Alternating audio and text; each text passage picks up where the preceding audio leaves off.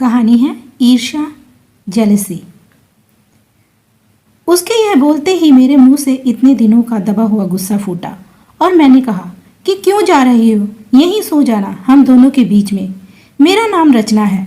आज मैं आपको मेरे नेचर के ऐसे पहलुओं के बारे में बताने वाली हूँ जिसका मुझे भी पता नहीं था। कहते हैं जीवन में अच्छे दोस्त मिलना बहुत मुश्किल होता है, पर मेरी एक बेस्ट फ्रेंड थी जिया।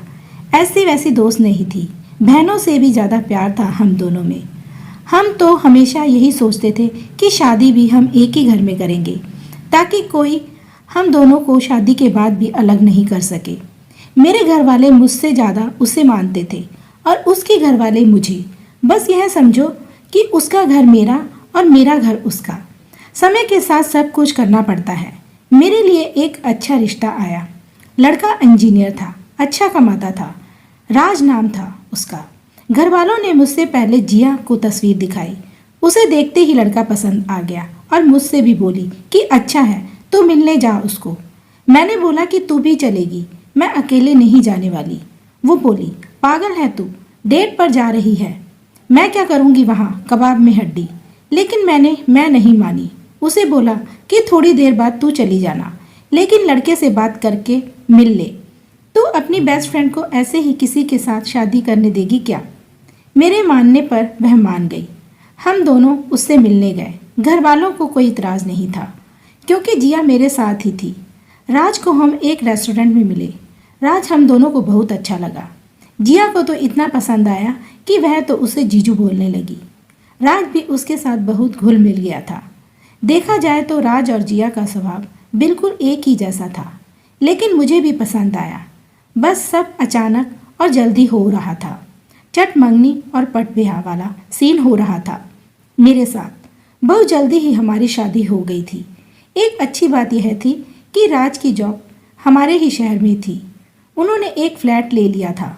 बाकी फैमिली अभी अपने पुराने घर में ही रहती थी। इसी कारण शादी के बाद भी मुझे घर वालों और जिया से मिलने में कोई प्रॉब्लम नहीं होती थी। आए दिन वह मुझसे मिलने और राज से मिलने हमारे घर यहाँ आती रहती थी। शादी के अभी 5 महीने ही हुए थे। पहले मैं जिया को घर पर खाने या कभी बाहर ले जाते समय बुला लिया करती थी, लेकिन फिर राज खुद ही फ़ोन कर बुलाने लग गए। धीरे धीरे मुझे पता भी नहीं चला और मैं जिया से इन्फ्लुएंस होने लगी।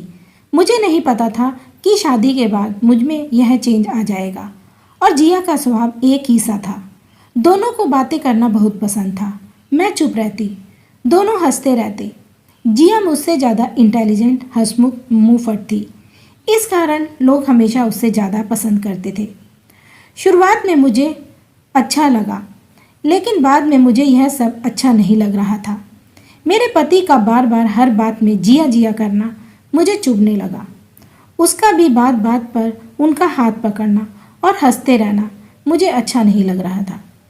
मैंने अपनी तरफ से अब जिया को बुलाना और उससे मिलना कम कर दिया। मैं कोशिश करती कुछ बहाने से कि वो अब घर भी ना आए।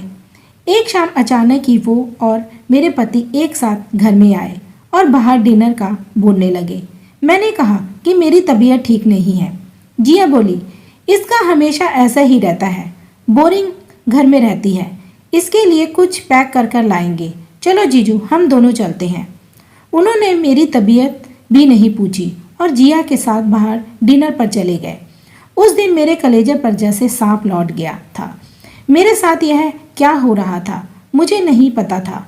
बस मैं इतना जानती थी कि मुझे यह सब अच्छा नहीं लग रहा था। रात जब वो घर आए तो मेरा पारा चढ़ गया। वो तो आए ही, उनके साथ जिया भी आ गई। दोनों अंदर आए और मेरा खाना टेबल पर रखते हैं। जिया कहती है अब मैं जाती हूँ। उसके यह बोलते ही मेरे मुंह में इतने दिनों का दबा हुआ गुस्सा फूटा और मैंने कहा क्यों जा रही हो, यहीं सो जाना हम दोनों के बीच में।